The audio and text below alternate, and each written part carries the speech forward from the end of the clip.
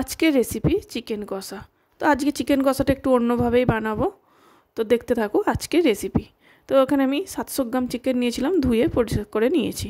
এবারে কড়া বসে দিয়েছি, কড়াটা গরম হয়ে গেলে ওখানে তেল দিয়ে দেবো, দিয়ে সামান্য একটু লবণ দিয়ে চিকেনগুলো ভালো করে ভেজে নেব। চিকেন তো অনেকভাবেই খেয়েছেন, এইভাবে একবার করে খেয়ে দেখবেন, দারুণ লাগে। তোমার চিকেনগুলো ভাজা হয়ে গেছে, এবার আমি চিকেনগুলো তুলে নেব।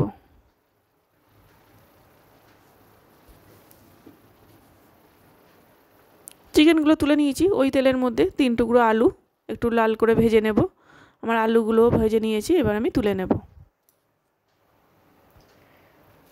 ওই তেলের মধ্যে 8 থেকে 9টা কাঁচা লঙ্কা, 2টো পেঁয়াজ কুচি, আদা রসুন, হাফ টমেটো আর ওই 10 থেকে 12টা কাজু বাদাম দিয়ে দেব। দিয়ে 2 মিনিট একটু ভেজে নেব।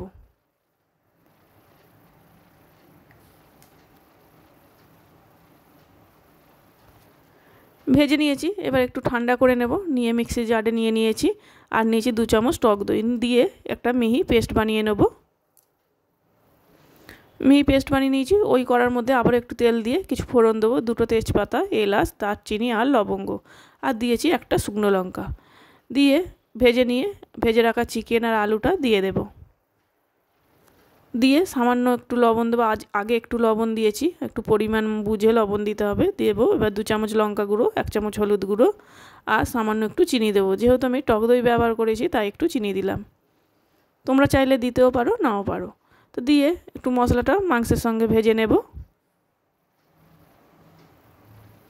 একটু ভেজে নেওয়ার পর যে পেস্টটা বানিয়ে রেখেছিলাম সেটাও দিয়ে দেবো, আর মিক্সিটা ধুয়ে একটু জল দিয়ে দেবো।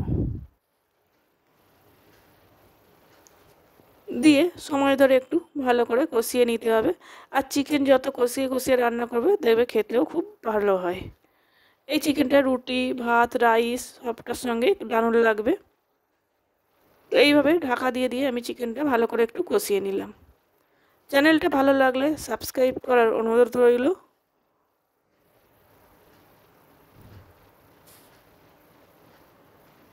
দেখতে দেখুন কত সুন্দর হয়েছে। এইভাবে আমি 10 মিনিট ভালো করে একটু লো মিডিয়াম আঁচে চিকেনটা কষিয়ে নিলাম।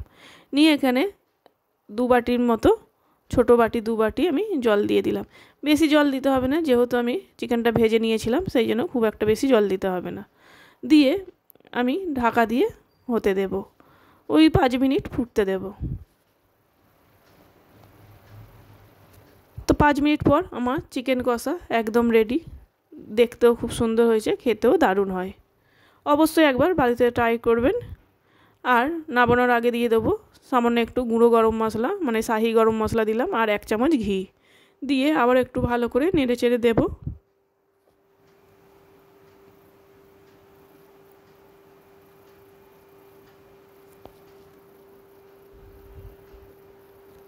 তো আমার চিকেন কষা একদম রেডি। আবারও চলে আসবো নতুন কোনো ভিডিও নিয়ে। সুস্থ থাকবেন, সাবধানে থাকবেন।